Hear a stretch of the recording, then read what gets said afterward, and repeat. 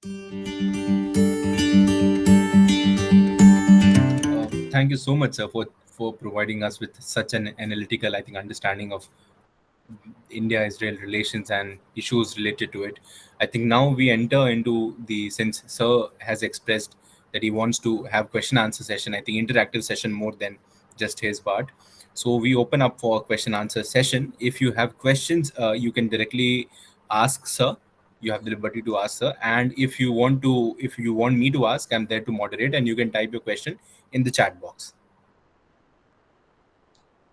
And I would encourage our students from School of Internal Security, Defense and Strategic Studies to ask questions to Sir.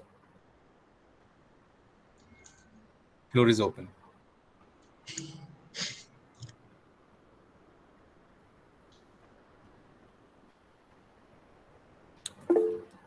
I believe so. We have a question, sir, and it's from Akanksha.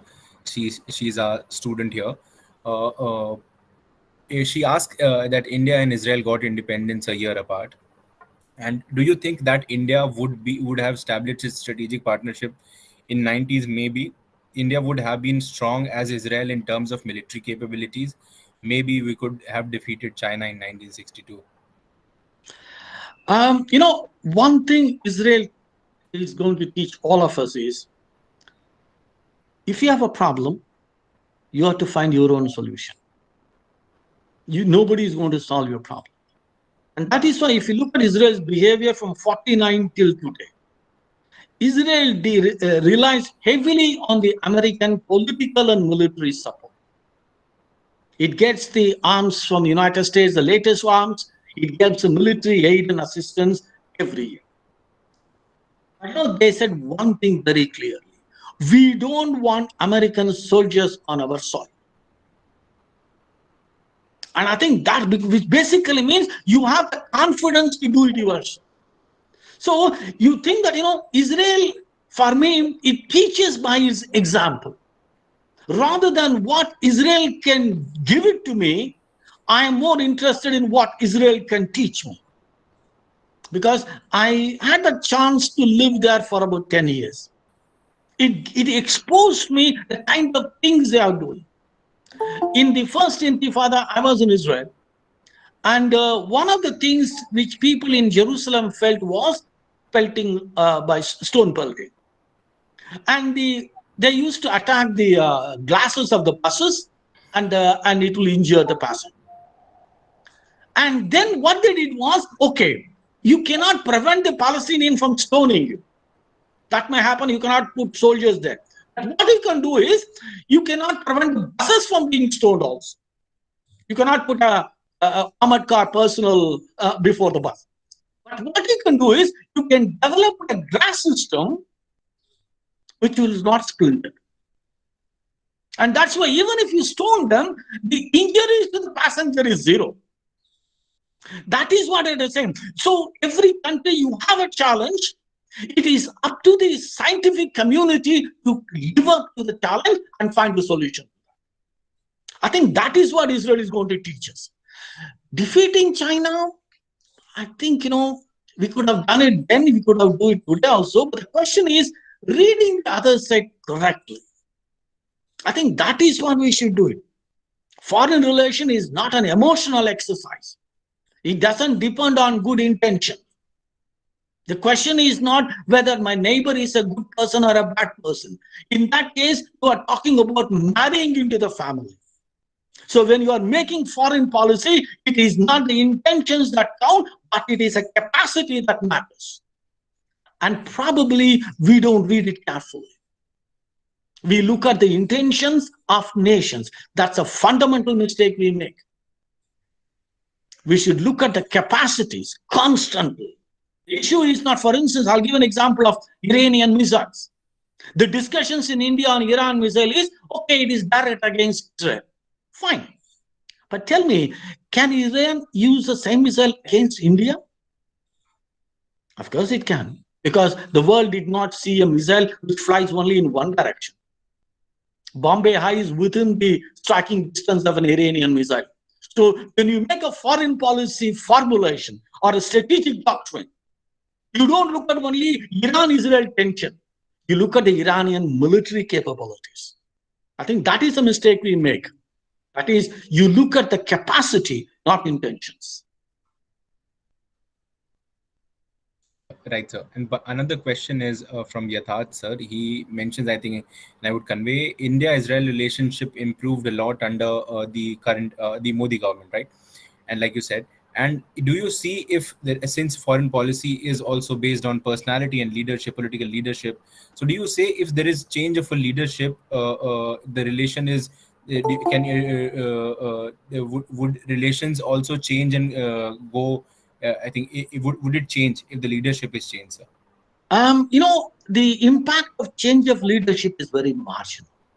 Mhm. Because even under UPA government, with all the criticism and everything, the military remained the driver of the bilateral relation.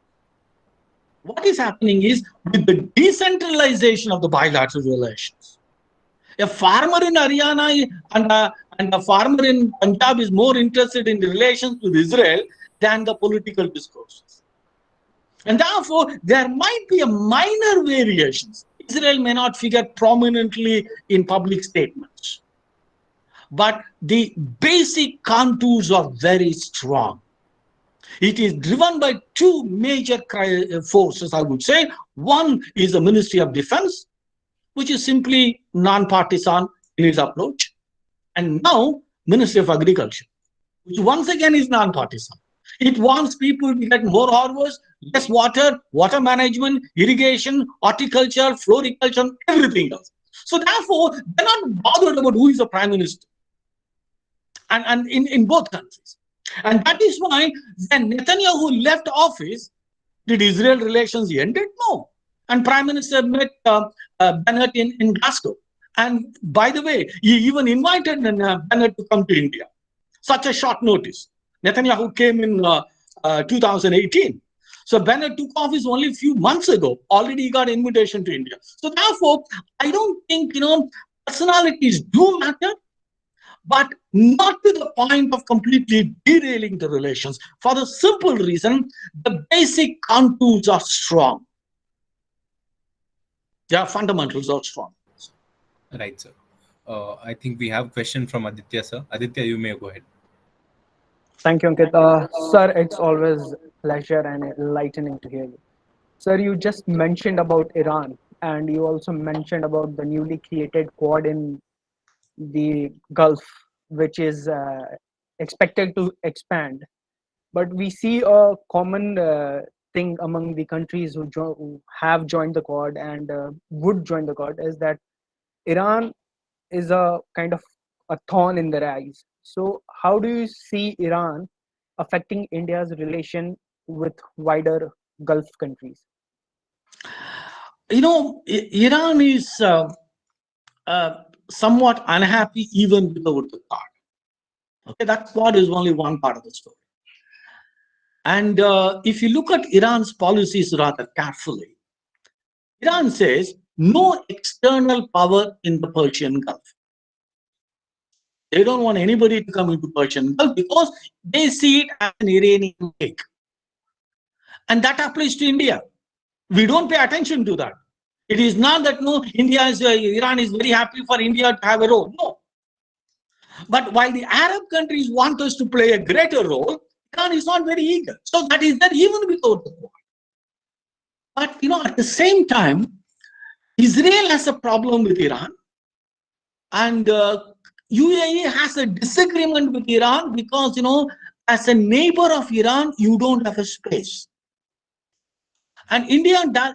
We do have a problem with Iran. I don't think that we have reached a point of joining hands with Israel to fight. So all the four countries will have to manage the Iran fight carefully. If it's a Trump administration, I would say differently. But the Biden administration doesn't want a confrontation with Iran. And therefore, if we put all of them, okay, we may follow a different policy on Iran, but that will not be the common denominator. That's what there is going to be. And I think people are mature enough. And if you look at the Iranians are Bazaris, and the Emiratis are also Bazaris. It's surely because of business they are there where they are today. So I don't think they will be suicidal in making, okay, let's join hands with against Iran. No. There will be disagreements, but that will not be the common denominator. Thank you, sir. I think Kritika, you have a question. You can go ahead. Sir, it's so great to meet you after such a long time, sir. So my question to you is that you talked about how it is very difficult to get military technology from Israel. They will not give it to you easily, and you mentioned that how we should encourage Israeli companies to come in India. So apart from encouraging Israeli companies, what other means are there for us to have more technological cooperation with them in specifically in terms of military collaboration as such? Thank you. Thank you very much. It's nice to see you for all, or most of them. It's nice to see after so many period. Israeli companies coming to India is the one which we are looking at. We want them to invest in India, in especially in R&D and defense. But I don't think that will be the long-term solution to our problem. I would simply buy Israeli companies. This is what I argued when Prime Minister was in Israel. You should come simply with a shopping list. These are the companies, these are the technologies critical for me. I'm going to buy it. That's it. And either it can be a wholesale purchase or even 10%, 15% of the shares, because these are all traded. It's openly available. You don't have to do anything extraordinary. You can either in India can do as in the government level, or even ask the private sector to simply say, this is my mandate, don't do it. Because that's the only way out. And that is how it's going to be done. Because asking the Israeli companies to invest in India, they can, because we have a huge substantial market. But the question is, the working ethics are pretty different. And therefore, I would say that, if you really want the Israeli technology, latest technology, be a partner in that company. I would say instead of Israeli investment in India, I would suggest Indian investment in Israeli companies. Very selective one, not across one. You can simply say what is the most critical for our long-term interests. Either you can do it yourself, or you can simply ask a consortium of private sector to do that. You can simply ask them, hey, 4 or 5 companies, do it. And I think, that's the way forward. Right, sir. Anyone else? Any questions? Divya ma'am, you have a question? You can go ahead. Okay. Thank you so much, sir. Always very nice listening to you, and there's always something new to learn. Sir, this is something I keep asking you, sir. What is your prognosis about Pakistan-Israel relations? And if it ever normalizes, would it impact India-Israel relations? And if not, sir, have we reached a point of no return with Israel? No. You see, once upon a time, the world was a zero-sum game. If you are an ally of the United States, you can't deal with the Soviet Union. The end of the Cold War completely destroyed that bipolarity.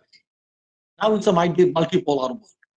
With all the problems with China, we also cooperate with China in certain fields. The same thing with Russia. With all the cooperation, we also disagree with Russia on so many fields. So it is no longer possible that with me A to Z. It's no longer possible. Number one. Which means Israel-Pakistan relations, it is inevitable. Sooner or later it will happen. Because if you read the Pakistani press for the last 30 years, very periodically they are saying we should revisit the subject, we should re-examine it, we should have relations. And the logic is simple. If you can't beat them, join them. They tried to demonize India as a collaborator with Israel against the Islamic world. They tried it even before 92. It didn't work. And now what they see in the last 30 years is India-Israel relation is actually progressing without any barriers. And therefore, there is a powerful force within Pakistan for normalization. If you read the statement of S.M. Krishna in Israel, and he said that very clearly that we understand the compulsions. And actually, rather than focusing on Pakistan, we should have focused on China. And I was arguing from 1994 And nobody in India took this China-Israel military relations seriously. And by the time they are talking about China-Israel military relations, the relations actually stopped, thanks to America. So we were way behind the curve. So Pakistan-Israel relations will happen. And which is actually good for Israel, it is good for Pakistan. Is it good for India? It depends upon what is happening between Israel and Pakistan.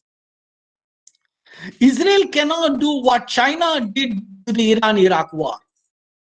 If you read the text carefully, the Iran-Iraq war in the 1980 to 88, the other countries, Russia and the United States, was not ready to supply weapons.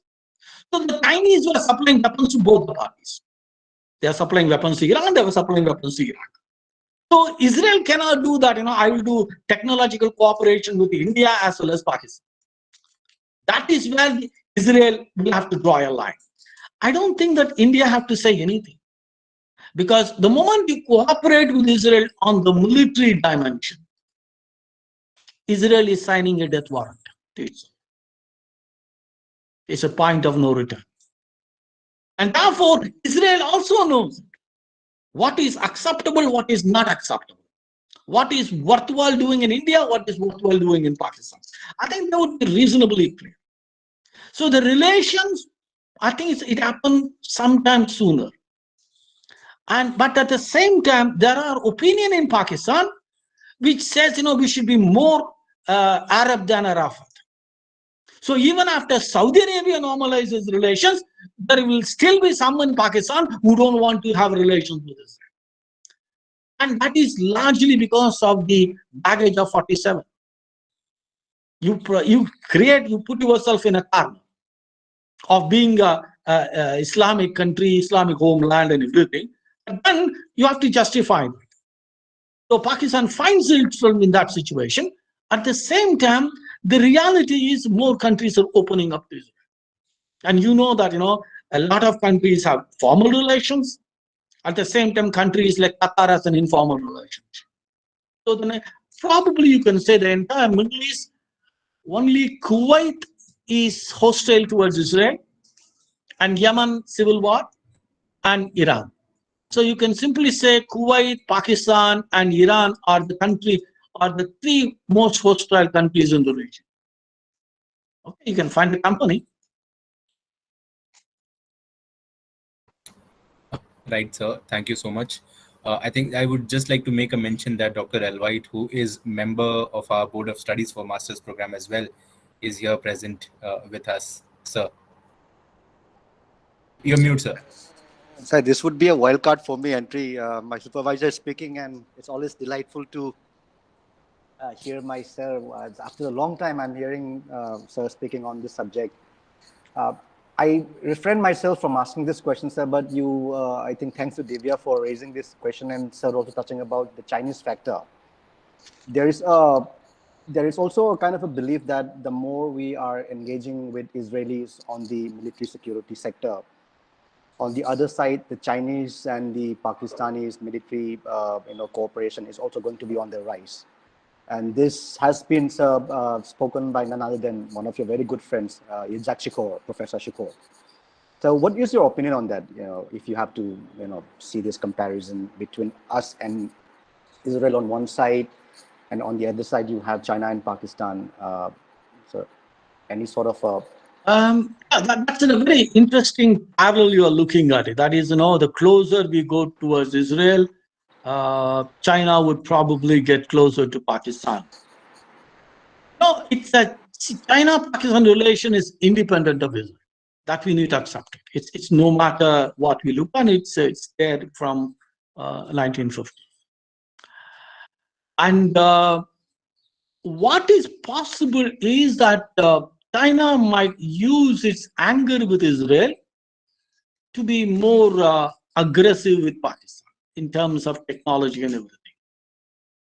I think that is where Israelis are actually, what I would say, doing the insurance policy framework by collaborating with China under the BRI. Okay, if you look at even though nobody speaks about that, all the infrastructure program, They are more active in Israel than any other country in the region.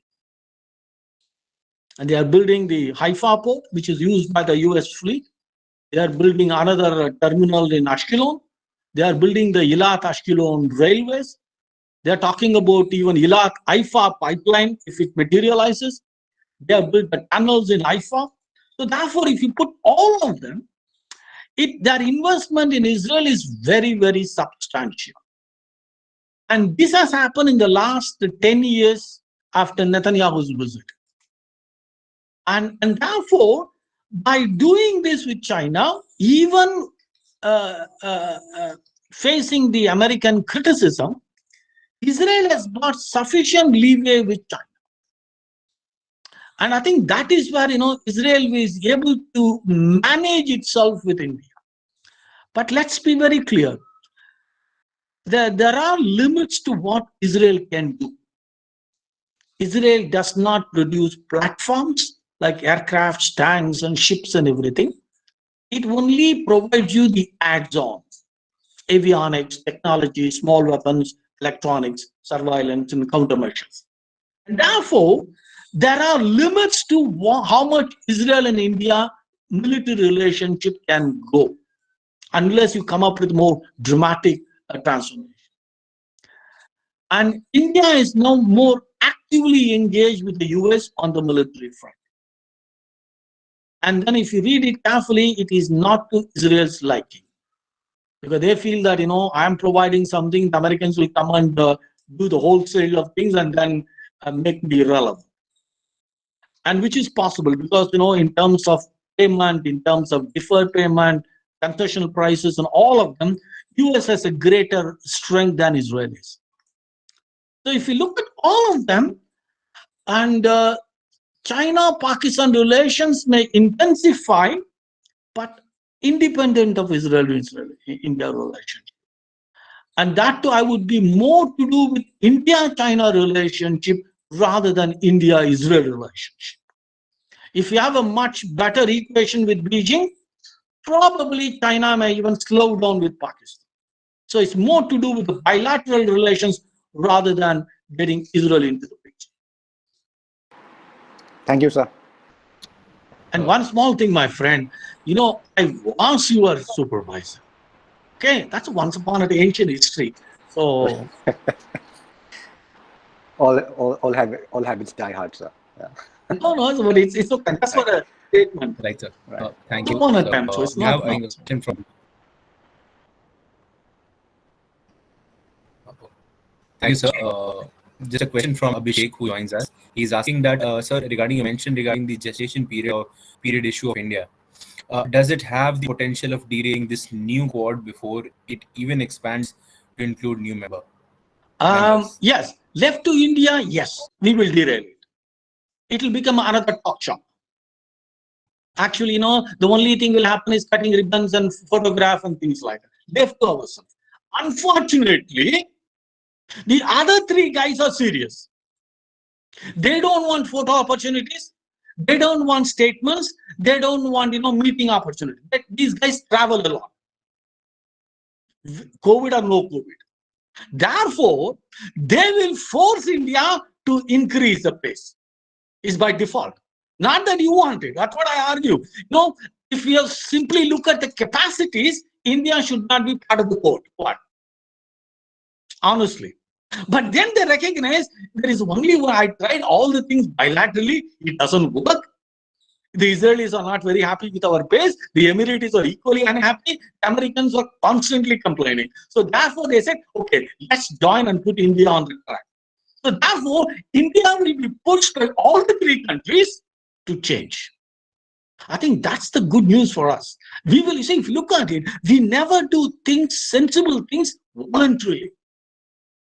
It is always under duress. By compulsion, we do the right thing. And therefore, Quad is, I would say, a blessing for us. It may not be liked by others for the simple reason you cannot promote Quad only with South Bloc. You can't. You need the North Bloc, economic ministries. So therefore, which means they need to redefine that. So much of the core activities will be undertaken by the economic ministries and the private sector, not by the government. So therefore, which basically means inefficiency will simply have to be reduced. I'm not saying it will disappear, it will be reduced. Right, sir. Thank you so much. I think we have 3 minutes. We can take one or two questions more. If anyone has any question, you can raise your hand or directly ask to the speaker. Any other questions?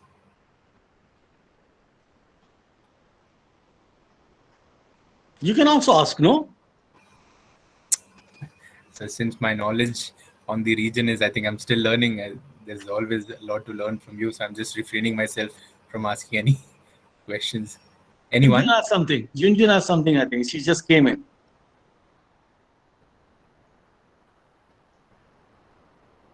Ma'am, do you have a question? There's a bit of connectivity issue with, Okay, no issues. I believe. So, all right, I think we close the question answer session as I see that there are no other questions. So we are now into the conclusion of our talk today. On behalf of the Director, School of Internal Security, Defense and Strategic Studies, Lieutenant General Asit Mistry, sir, PVSM, AVSM, SM and VSM, I thank you so much, sir, for taking out time and giving us your insightful understanding of the issue of the topic India-Israel relations. On behalf of Rashtriya Raksha University, the IT team and everyone who has worked there, thanks to Divya ma'am and Aditya for coordinating with you to organize this lecture. Thank you, students, faculty members, scholars, and subject matter experts. Thank you, Dr. Alvite, for joining us today. We continue to have may the associations or the talks like this and interaction like this. We look forward to it. Junjun ma'am says thank you to you, sir. I know. Thanks. Right. Thank you very much for the opportunities, because I look forward to much more engaging session as often as possible. And thank you very much for giving me the opportunity.